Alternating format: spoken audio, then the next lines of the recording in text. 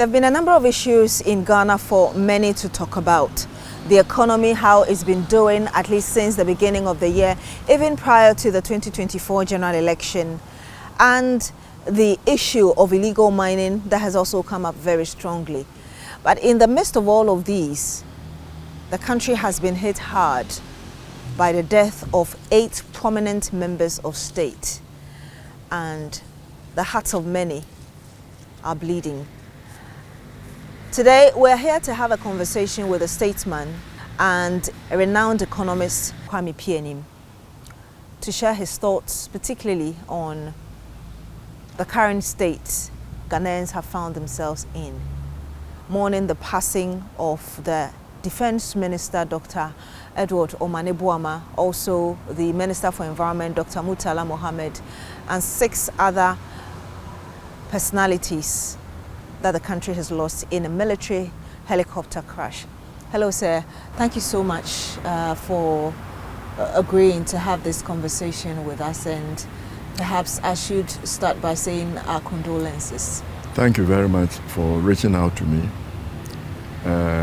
It's with a heavy heart that we hear of this national tragedy. I think our condolences first go to all of us as a nation, to our president and head of government, and to him as the commander-in-chief of the armed forces and the security agencies, and of course to the CDS and its commanders, especially the Air Force commander, for their losses.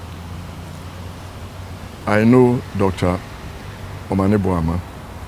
I saw him first as a young, very eager, passionate student trying to enter politics. Him and Honorable Ablakwa started out with us as NPP aspirants, very strong for democracy and human rights.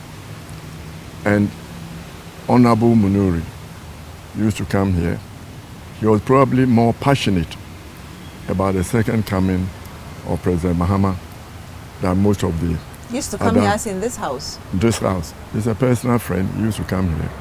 So it's a great loss, nationally, personally. And our condolences also go to our friends and colleagues of the NDC. It is not easy to lose a political associate. So our sympathies go to them. And for me, the litmus test for the second coming of President Mahama is how he tackles and resolves the Galamsey issue. And the fact that these people of government and military personnel lost their lives in trying to go and listen and to resolve this problem is significant. It should turn all our attention to this problem. It poses an existential threat to the people of Ghana. The world is losing water. Water is going to become very critical. And if we pollute our waters, there will be no water for us to drink. Already, women get pregnant, spend 9 months, and are giving birth to deformed babies. Women are having their reproductive systems and genes messed up by the pollution in the waters. Young people are dying of kidney problems. We cannot continue to let Galamsey go on. What is the most important how he deals with this one? The existential threat to Ghana now, 2025, is Galamsey. It's polluting our waters. We've lost about 50% of the production in cocoa because people are cutting their cocoa farms to do Galamsey. When we lose cocoa as an export crop, because soon the Americans are going to say that the arsenic residue and the mercury residue, heavy metal residue in our beans are such that they won't buy it.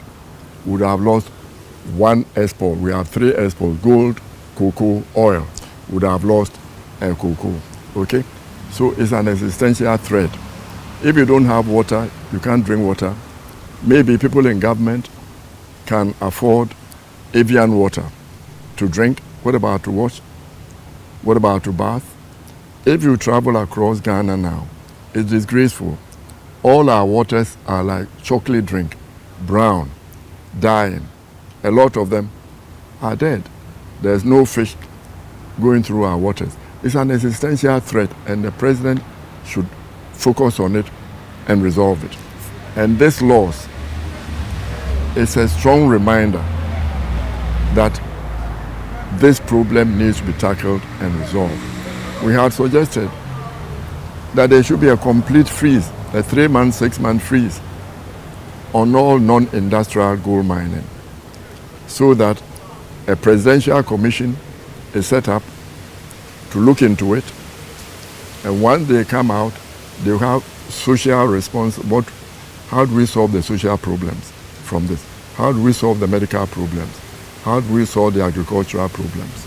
So it is critical, and this accident has forced all of us to refocus on it. And this suggestion of 3 months, you want it implemented immediately? Immediately. It's an existential threat. When we say existential threat, it means if you don't solve it, the people of Ghana are dead. Ahead of this accident, there had been a lot of calls for the country to declare a state of emergency on this area. And we've had a few government officials saying, even including ministers, saying that they don't think that we need to declare a state of emergency. Would you say that the deaths of these individuals, in addition to what you're suggesting, should get the government rethinking that position of not declaring a state of emergency? Look, if you set up a presidential commission and all our traditional rulers, our religious leaders, the social activists, all say that this problem needs to be resolved, and resolved immediately. I think that if it is stated that Galamsey illegal mining is an offense, people will stop.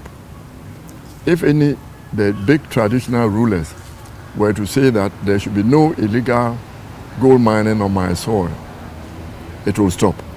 You know, we cannot play with it that, it's bringing us reserves. That's not it. When you face an existential problem, a threat to your life, you try to resolve it, you know. And it's not a problem that this government caused. It's been there for the past 8, 10 years, 12 years. So all of us as Ghanaians, it's not political. All of us as Ghanaians have to decide this problem needs to be resolved, and then we resolve it. And again, there are those who, I know the president is mourning just like Ghanaians are. Yeah. There are those who believe that the president perhaps has been very lenient towards dealing with this illegal mining menace, especially when he was very upset about the destruction of our water bodies ahead of the elections. Would you agree with those who think that he's been very lenient, perhaps why we are where we are? No, look, the president has arrived barely, 8 months. Who am I to say, to judge him? My party, Akufo-Addo's government, was in power for 8 years. What did we do about it? So it's not a time for stating blames, you know, allocating blames. It's a time of facing our responsibilities seriously as Ghanaians. Okay. The president has the historic opportunity to set this country right. He is the only person who can say it. I say it and people misinterpret me. He has been a district assemblyman. He's been an MP, he's been a deputy minister, he's been a minister, he's been a vice president, he's been a president, and he's come back as a president. He knows all the tricks of Ghanaians. He knows all the problems. He is the only person who doesn't need me or the voters for an election. He doesn't need his political party. He's not going to run again. He has only one term. He is the only Ghanaian out of the 35 million of us who can set the agenda so that the country takes another path. A path that will give hope and trust to the young people who are coming. A path that will make people loyal. A path that will stop people going into politics because they just want to get rich. He is the only person. Nobody else who comes in has just 4 years, can run again, and therefore you need your political party. You need the voters. He doesn't need the voters again. He doesn't need the political parties. He is the only one who has this unique historical opportunity to set the agenda for Ghana. We heard the president say recently that perhaps he didn't see the extent to which illegal mining was a problem. He, having come back to power, he realized how massive it was and the need for all of us to come together to deal with the matter. The state officials were going for the launch of the Responsible Cooperative Mining and Skills Development Program. The other question that comes up even in the midst of this is, do we have to, and that's coming from critics, that the country spends or wastes a lot of resources organizing, such launches with such pageantry when we could easily deal with a problem like the example you gave for us to just declare 3 months of no mining for specific purposes? For a presidential commission to look into it. No, look, it's communication, it's messaging. These launches are interesting because when they take place, you, the journalists, are there. You then put your searchlight on it. That is how we get informed. So that's not an issue. The issue is that we should focus on it, as not the president was saying. If people are saying, oh, illegal mining creates jobs for people, it's destroying the environment. So we should not encourage it.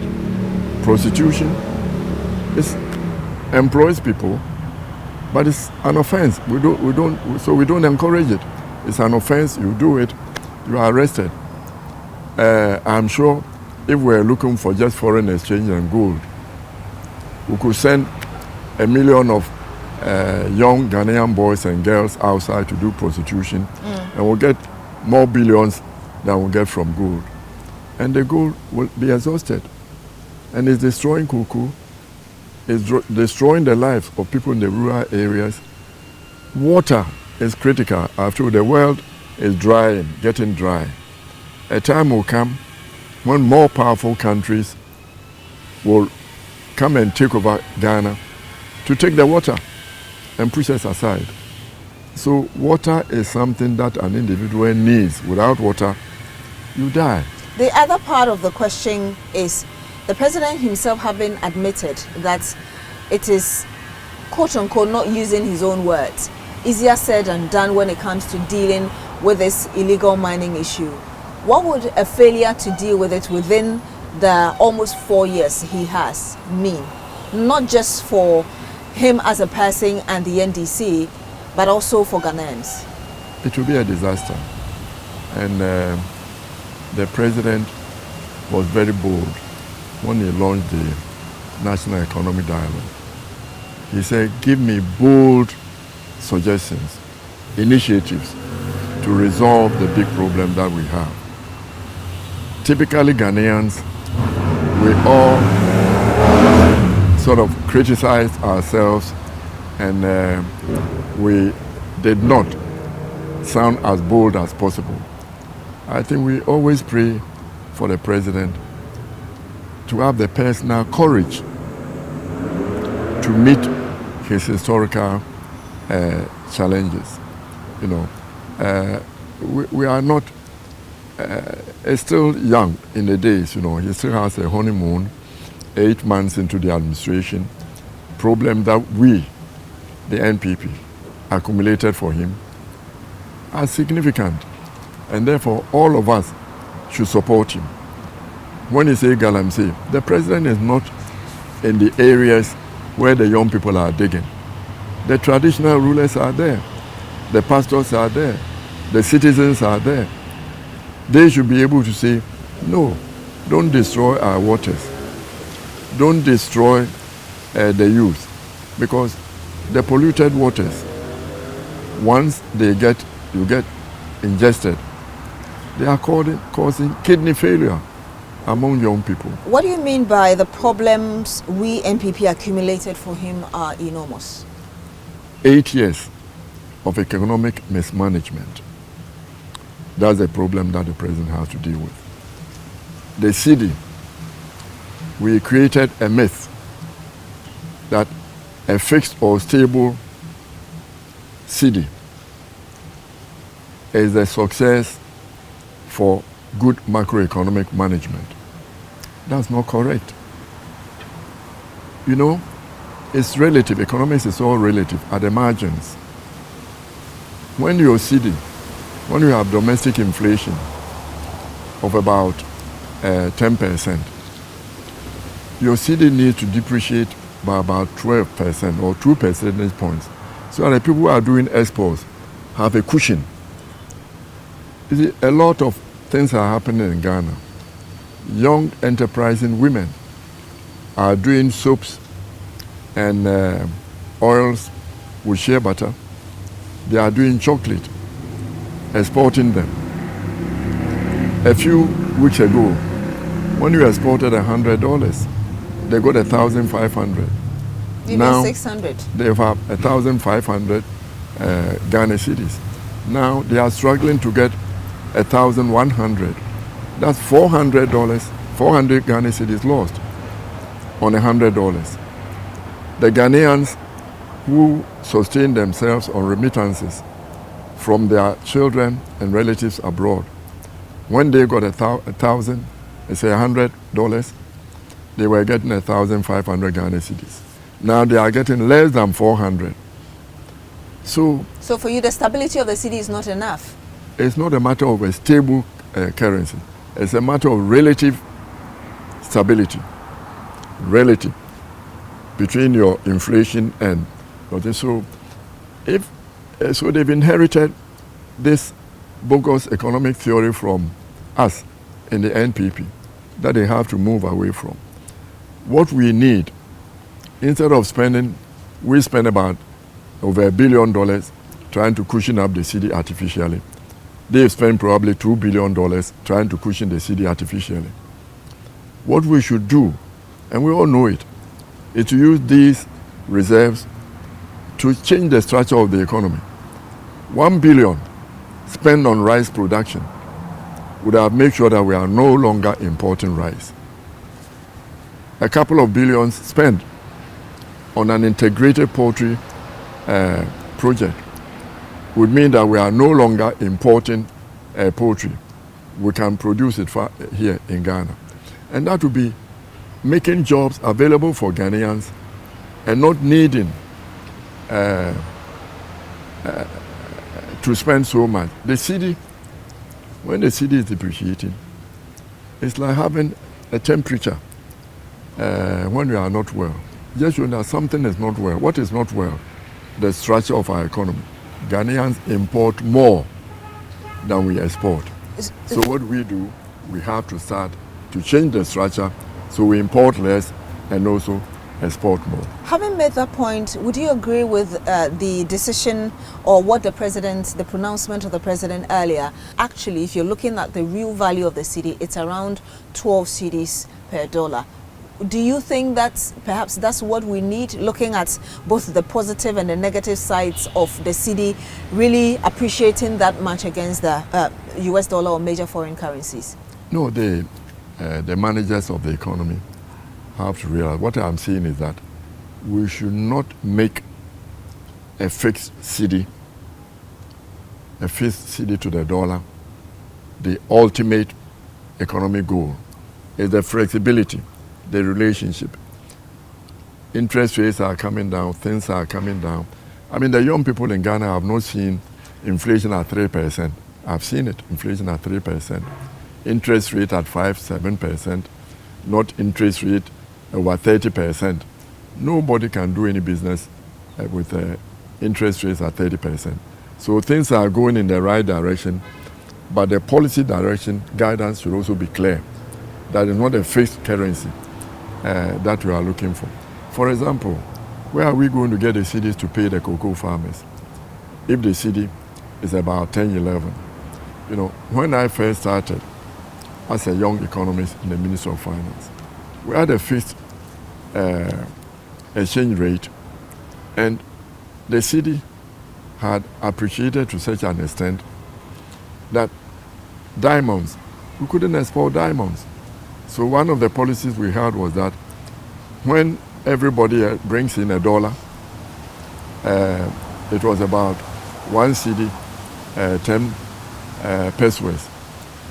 For the diamond industry, we pay them 2 cedis for every dollar of exchange rate that they brought. So we subsidized the export sector so that we didn't kill our exporting sectors.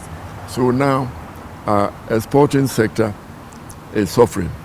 But a time will come when we will have maybe between 10 to 12 or 13 as the range within which the cedi will be going. So, and then we focus on restructuring the economy so that the balance between our demand for exports and what our demand for imports and what we export will come to relative balance. You just talked about what you did when the cedi was 1 cedi and some 10 pesos. Yeah.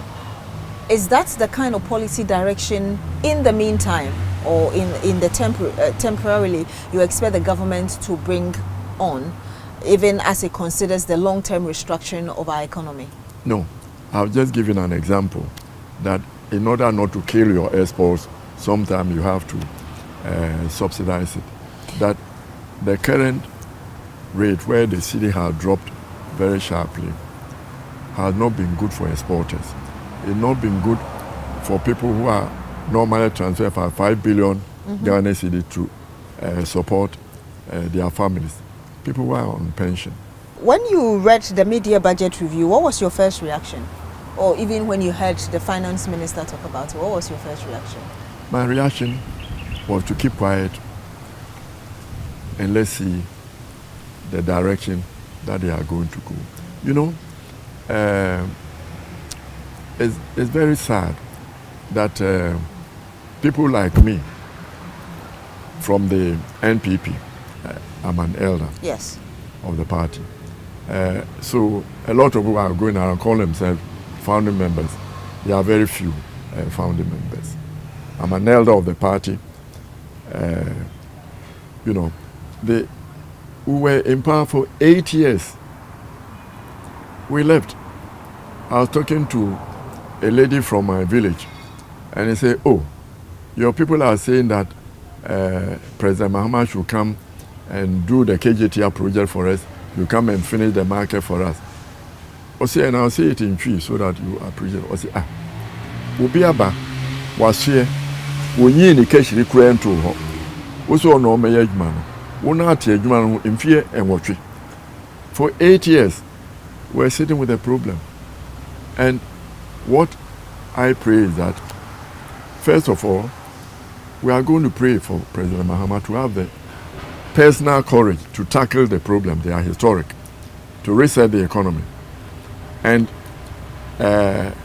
people who have stolen the loot that they want to recover, we encourage them to do that,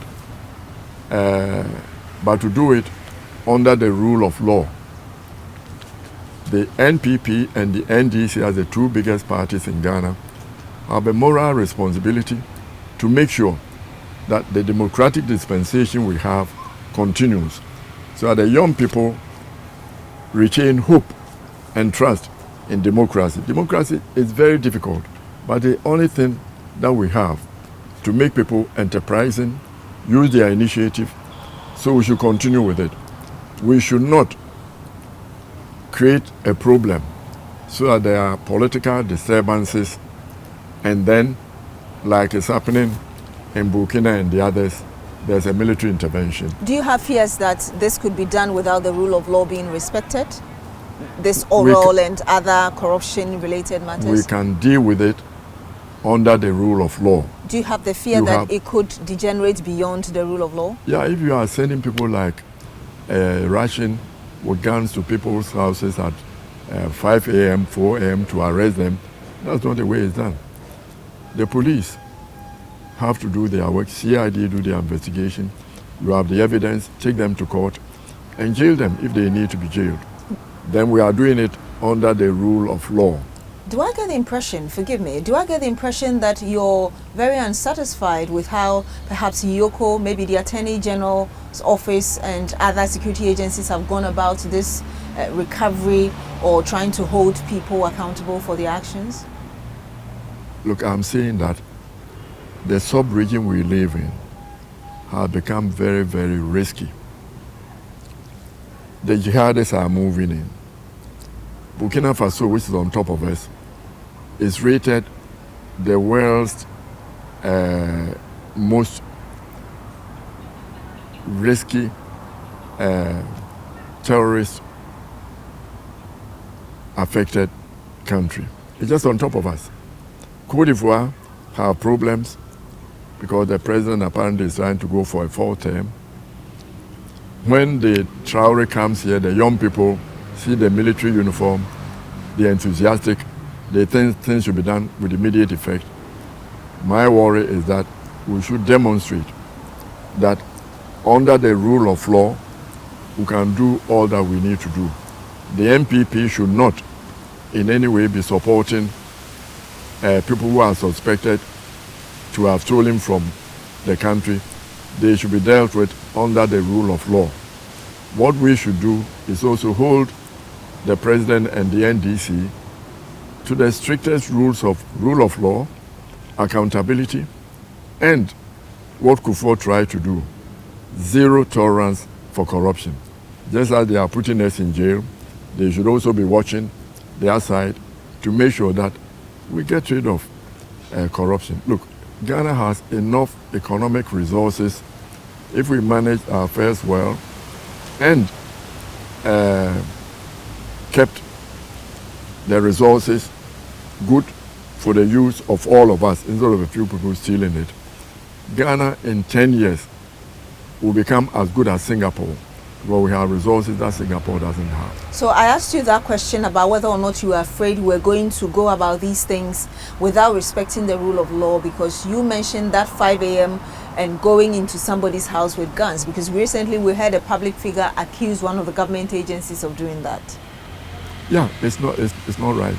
The rule of, as I'm saying. So that's why I asked you whether you are afraid based on that, things were going to degenerate. I'm worried about maintaining democracy.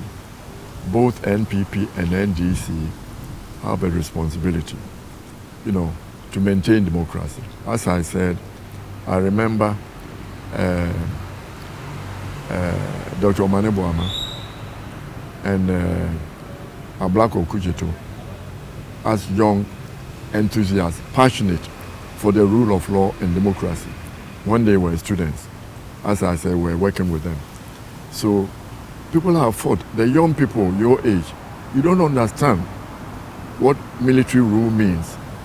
You don't understand when women, elderly women, are stripped of their clothes in public and with whips whipped on their backside. You don't understand when you are standing on the streets and a pins goer comes and you are frightened. You don't understand what it means when you are called and put in cells for just speaking your opinion. You don't understand how Rekumprobe was being chased around with guns when he was helping liberalize the airwaves, the radio stations, TV stations you have. You don't pay any respect or homage to Rekumprobe and the people who made it possible. Because it's not your fault. You haven't seen it before. Those of us who've seen it before, who pay the price, are saying, let's be cautious and maintain the democratic dispensation that we have. We in Ghana, you can go to church and come back. Your parents can go to church and you are not worried whether they come back or not.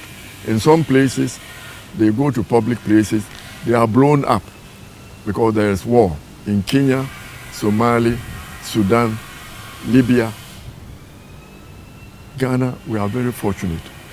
Let's maintain our good fortune and good luck. I want to take you back to the economy, because when I asked you the question about what came to your mind when you heard the mid-year budget review, you said was to keep quiet. But I wanted to also follow up, actually ask you whether indeed what was presented met the reality on the ground in terms of our current economic situation. No, I will not answer that. You see, this is the question. Somebody has just arrived. Okay, 8 months. And somebody is asking me, oh, rate them from 1 to 10. I don't have the moral right to judge. All I ask is that we should be careful and make sure that we preserve the good things that we have. You know, if we didn't have this Galamsey, there would have been no need for these young, brilliant people to lose their lives in a plane crash. You know, it would have been nice for them to be maybe driving a car, but even that is not necessary for people to be rushing or risking their lives for simple things that can be solved quietly and peacefully. The claim that public debt fell by 113.7 billion in just 6 months, aside from what we heard the government say that the Cedi appreciation has helped reduce our debt, would you say that that claim is genuine? In just 6 months, that claim that we have reduced our debt is genuine, aside from the Cedi dollar issue, which has drastically also helped us towards our debt? Is it a creative thing done by the government? That what our debt has been reduced? Yes. In Cedi terms? Yes. No. We'll talk about the economy in the right forum. You know, I've always been saying that we need professionals to discuss issues. And that the problem with Ghana is that the professionals do not talk, who know. And those who do not know occupy and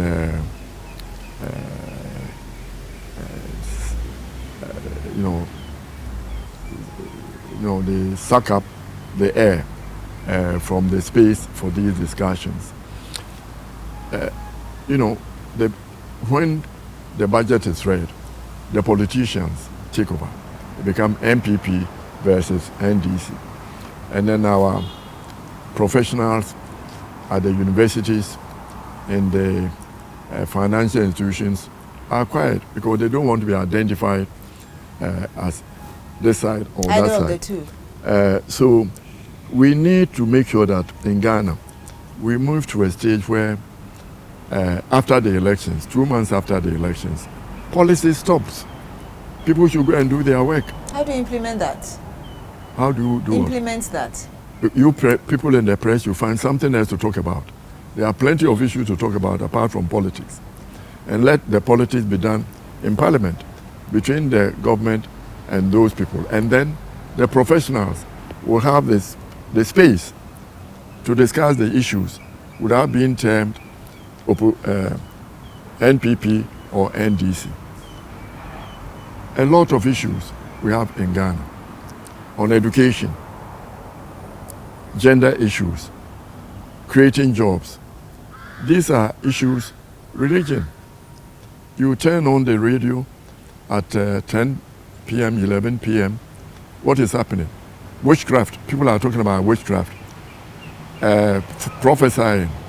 or I see good luck for you, but your mother-in-law, your father-in-law, sowing discontent among families. That's not what the radio is supposed to be used for. So it's supposed to be used for education. People are talking about AI. Where are we in Ghana? But a lot of good things are happening in Ghana. You don't see it in the press. A lot of fantastic things are happening in the education system. You don't see it. Mr. Pianim, I just want us to just finish the bit about the economy, and I want to go to the IMF, because we've had the minority in particular saying that if the government now is saying the IMF is on track, it's because they put the structures in place and they established the foundations properly for the IMF to be, the program to be on course. I know you talked about the kind of difficult economy that the NPP left for this current government, but would you agree with the minority on this stance that whatever it is happening with the IMF program is because we did the right thing? We did what? The right thing. Look, Ghana has been going to the IMF practically almost every 4-6 years since we got political independence. It is graceful. Nkrumah and the founders of this nation got us independence, promising that a black man will be able to govern himself. Show me one African country that is governing itself. Every 4-6 years, we run to the IMF. We went to the IMF. NDC went to the IMF under President Mahama. We don't want to talk about the past. When Nkrumah got political power, we had very few professionals, scientists, technologists, medical doctors. Now in 2025, there is no field of human endeavor, big data, AI, medicine, technology, that Ghanaians are not shining in. So we have the people. All we need is to put these people to work. We have people who can mine and process our lithium for transitional energy, who can mine our gold mines and employ Australians, Chinese, South Africans, Americans, Germans to help them do it. They have the technology. Well, Mr. Pianim, the argument is that this is capital intensive, and a lot of the time these foreigners bring in the cash. But we can also use government sovereign debt to raise the money to capitalize these Ghanaians. That's what the others do. They don't have the money. Their governments make sure that they have access to banking. If our insurance and pension funds were strong, by now we'll have some capital to lend to our people. The teachers' fund, which I helped them set up, but for the bad fiscal policies we've had, would have been worth $2 billion by now. Okay? So we have the opportunity, we have the resources. We don't need foreigners to come and do that. But you and I, we are worried when a Ghanaian is becoming a millionaire or a billionaire. And therefore, we put obstacles in their way. The only way to grow this economy is to have Ghanaians know that only we can grow our economy. Nobody else can grow it for us. Why have we failed to deal with ghost names as a country? Because you and I don't have the moral strength. When we are working in the Controller Accountant General's room, to say that no ghost names will be put on the register. Who put them there? Ghanaians. Who divert the money? Ghanaians. It's not the president. It's not the ministers. It's the civil servants, the public servants who are doing it. They are Ghanaians. When we talk about corruption, we talk about politicians being corrupt. The public service now, the civil servants. They are more corrupt probably than the politicians. We are the Ghanaians. We put ghost names there. Why is it difficult to remove ghost names? In Ghana in 2025, you have digitalization. You should be able to ask if you didn't disable the audit function at the Controller and Accountant General's place. I know a couple of people who within 2 weeks can solve that problem. They don't want to solve. Because you are benefiting from it. Because that's where they eat. That's where their shop money is coming from. But they are paid. They are what? They are paid for their services monthly. Who are paid? The workers are paid monthly for their services as workers. Sure. But they still need that. The people who steal most are those who are paid most. No, the problem is we Ghanaians. Once we decide, people were surprised that in Japan, on the motorway, the system failed. So people were driving through without paying. Next week, all of them who drove through that road went individually to pay. Can you imagine that happening in Ghana? When people are responsible citizens, they take the country as theirs and they do what is good for the country. What structures do we need what structures do we need aside from digitization to deal with this problem? Honesty. For us to know when you steal. Look, we're going to build 110 hospitals. Nobody asked, where are the nurses, the technologists, the X-ray technicians?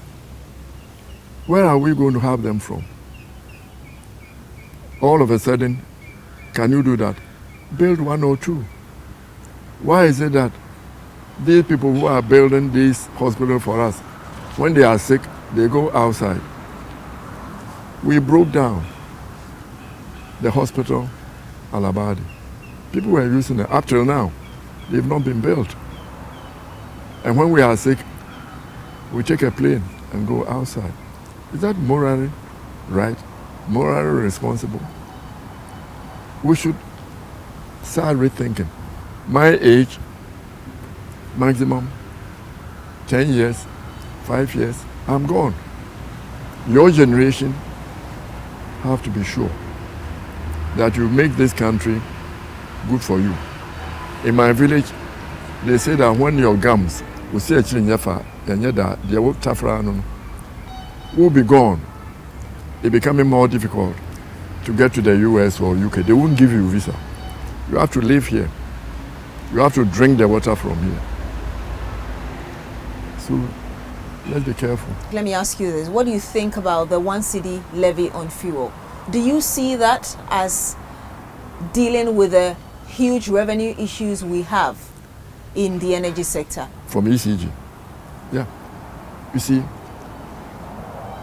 when I started life in Ghana, energy, petroleum, was contributing about 9-10% of government revenue. Now, we've reduced the tax on petrol to such an extent that we are now subsidizing it. ECG is electricity. If the problem, the shortfall is electricity, let's raise the money on electricity. Don't put it on vehicles. If you put a tax on vehicles, it's supposed to do with the roads and whatever problem they are causing. We don't take one problem from one side and go and put on another side. ECG, and last 2 weeks, we buried a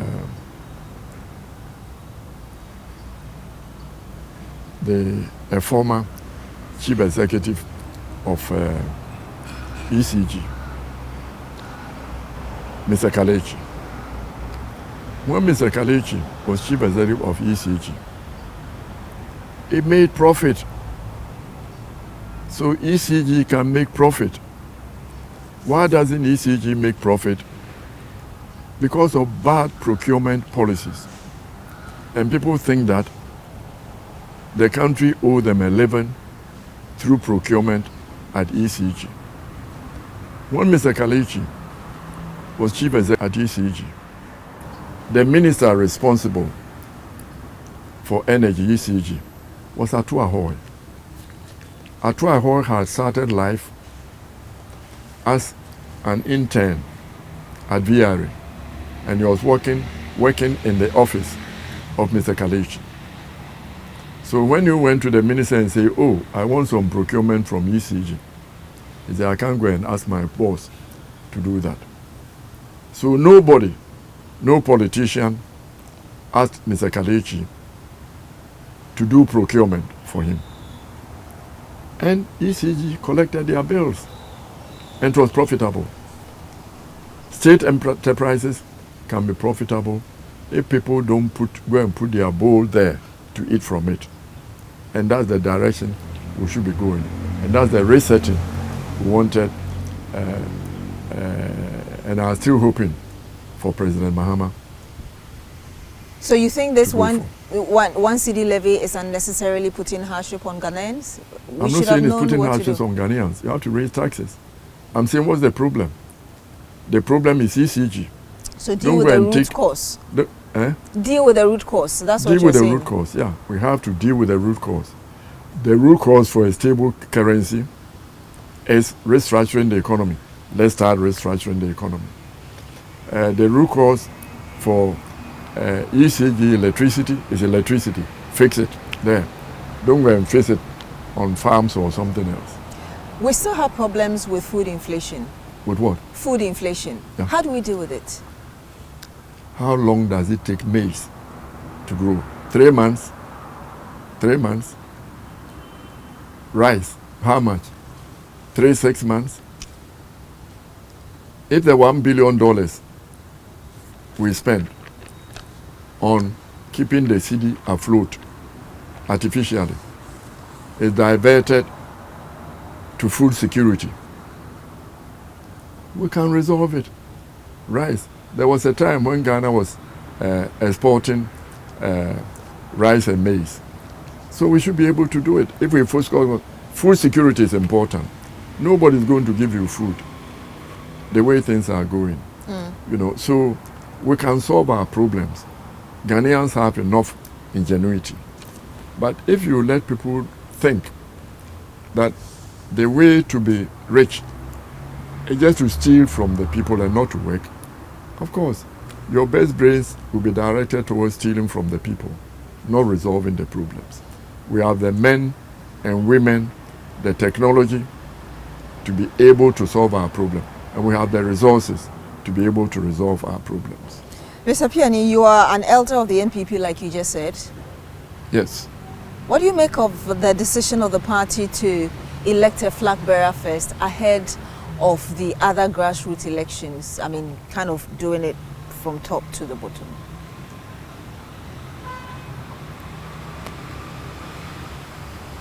I don't agree with it. We are trying to restructure the party. We are trying to get the young people who are running the party to halt, look, and listen, so I will get the direction right. I know a lot of founding members of the party who are unhappy with the direction and state of the party, and who are anxious and contacting the current leadership of the party, both in Parliament,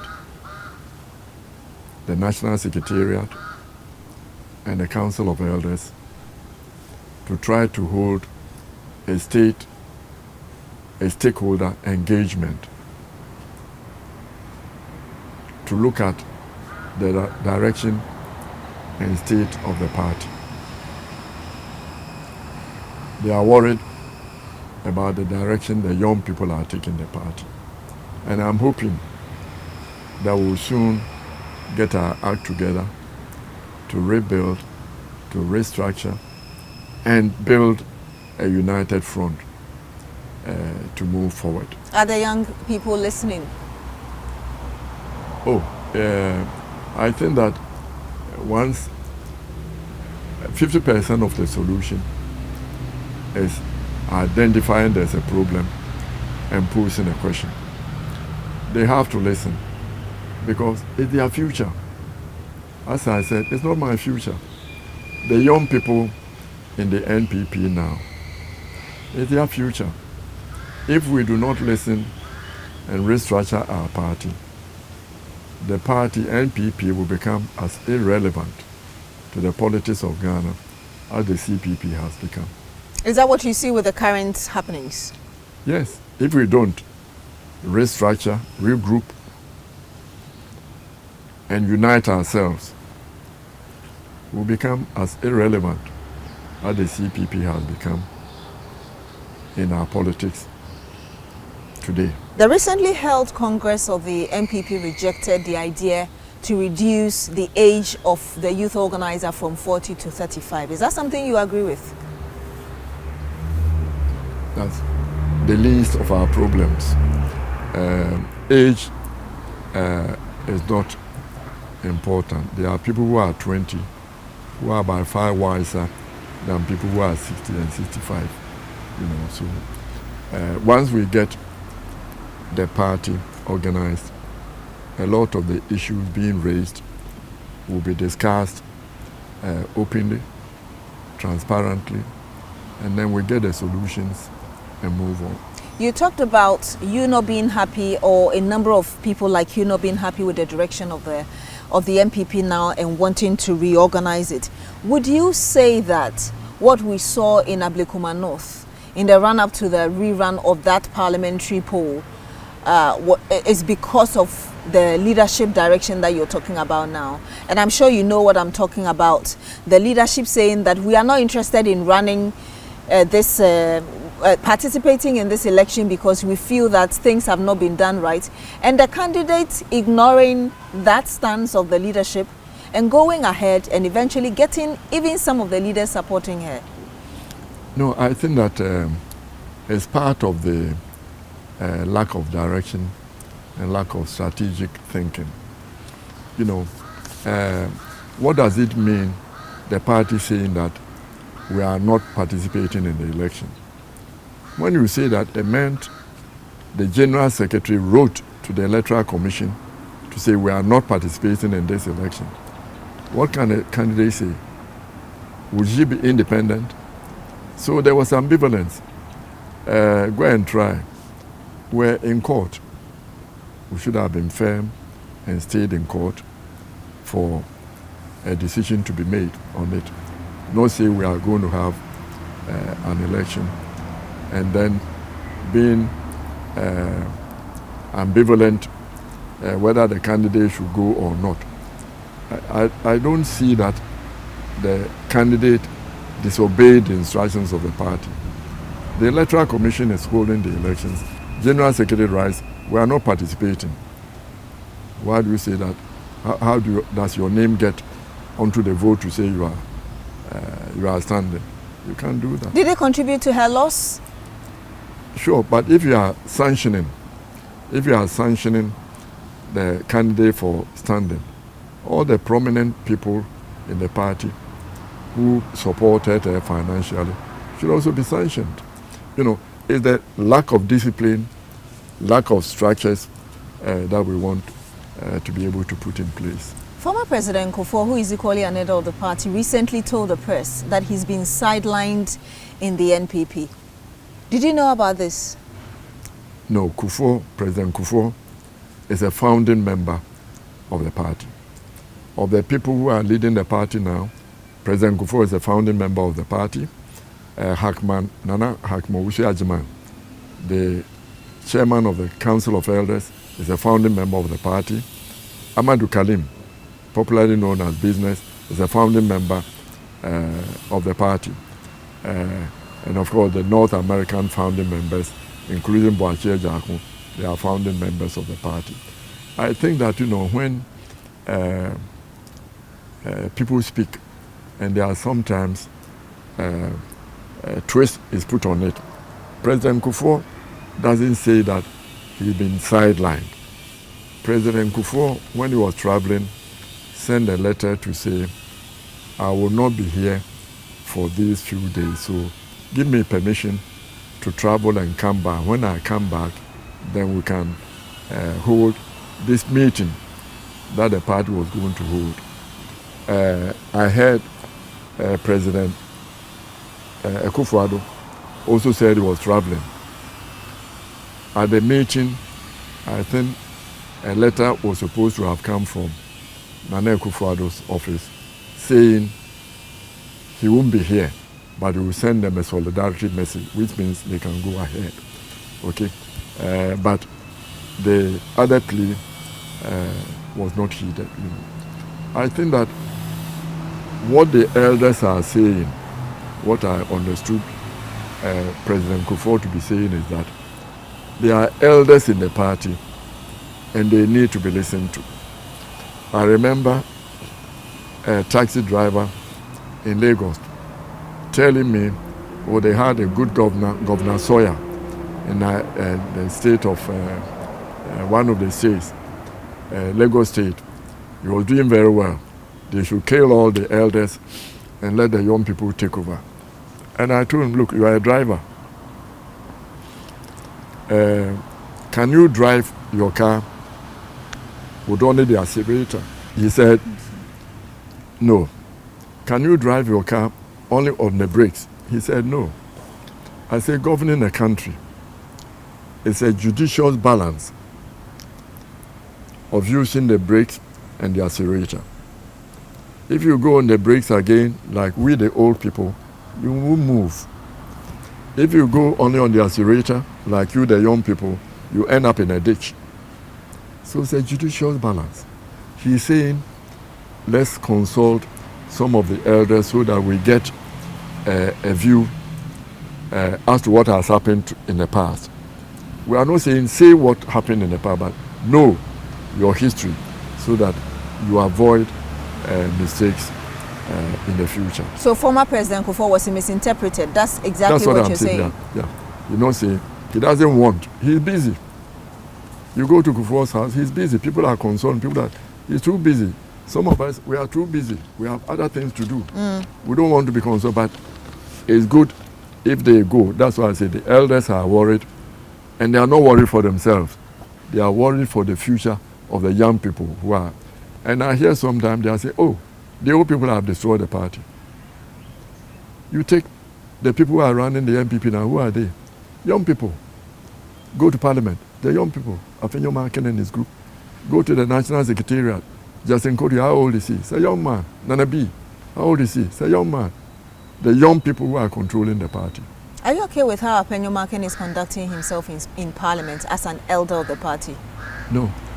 He is sitting near the heat. He decides. You know, politics is not easy.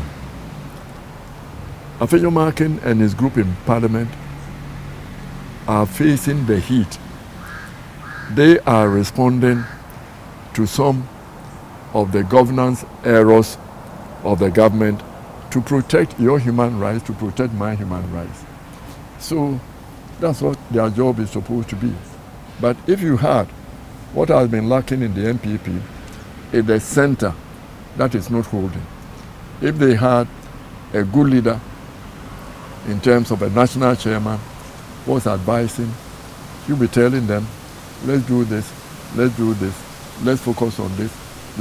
So when you are there and you don't have those connections, that networking, your messaging may go a little wrong. So indirectly, the chairman is not that good to help the party currently? No, he's sick. He said that he's not well. So it's the first deputy who is now in the seat. What do you expect from the party? And that's my last question on the MPP. What do you expect from your party? I expect NPP to rebuild itself, to become strong, Because without a strong opposition, we do not have a democratic government. So we have a strong NPP that will hold, encourage President Mahama to reset, that will encourage President Mahama to have the personal and moral courage to do what is right for the country under the rule of law, and to hold him for accountability, to be accountable, for his government to be transparent, and also to encourage and hold him to zero tolerance for corruption. Because if we don't remove corruption, we are not going anywhere. And I'm also hoping that the next generation of electoral commissioners will make sure that they hold the political parties democratic, because you cannot have non-democratic political parties become governing parties and all of a sudden become democratic. So they should make sure that all our processes in the political parties are democratic, and that the standards set, every party has to adhere to it. These mushroom parties, which they certify as being properly constituted, when they are not properly constituted according to law, should not happen. So the Electoral Commission should be leading us in making sure that our parties are democratic. When we are having elections, they are democratic, and we all grow democratically, and then continue to maintain and retain democracy, get our young people enthusiastic in maintaining the democratic dispensation people risk their lives for. Your expectations of the president?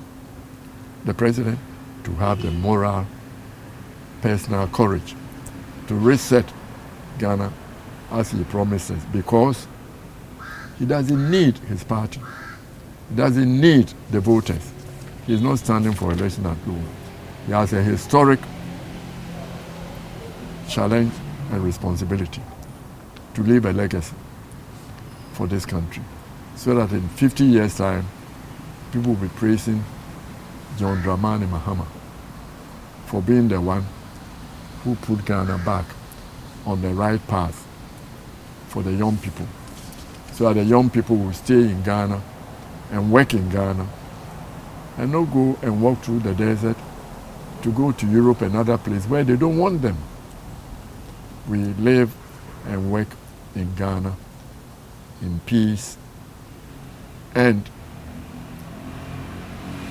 grow the economy in development for our children and our children's children. Mr. Pianim, my last question, and I'm taking you back to the crash. Have we brought this upon ourselves by politicking with giving the military what it needs, craft, and even to an extent of a presidential craft that is fit for purpose? No, we need the infrastructure. We need all the assets. You know, they say one piece. We need our helicopters. We need our planes.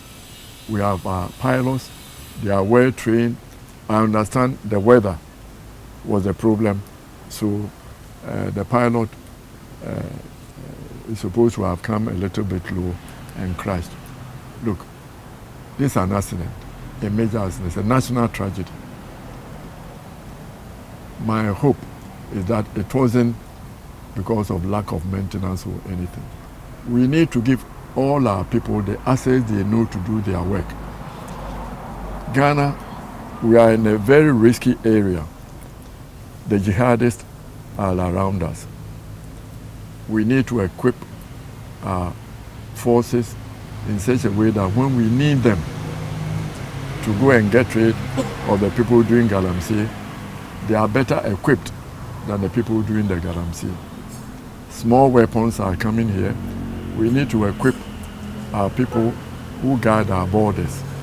Our immigration officers, we need to make sure that they don't allow dangerous people to enter our country. In Africa, it was Nkrumah who said they want the black man to govern himself. Have you heard any African head of state say Black Lives Matter, when we start looking after our people and we say Black Lives Matter, others may learn from us. Your final words, sir. The press, all of you should encourage us to maintain and let democracy work. The press, all of you should encourage us to maintain and let democracy work. The final words of Mr. Kwame Pianim, the elder, an elder of the opposition NPP, and also a renowned economist, sharing his views on varied issues. Thank you so much for staying with us. My name is Beatrice. Join us again next time.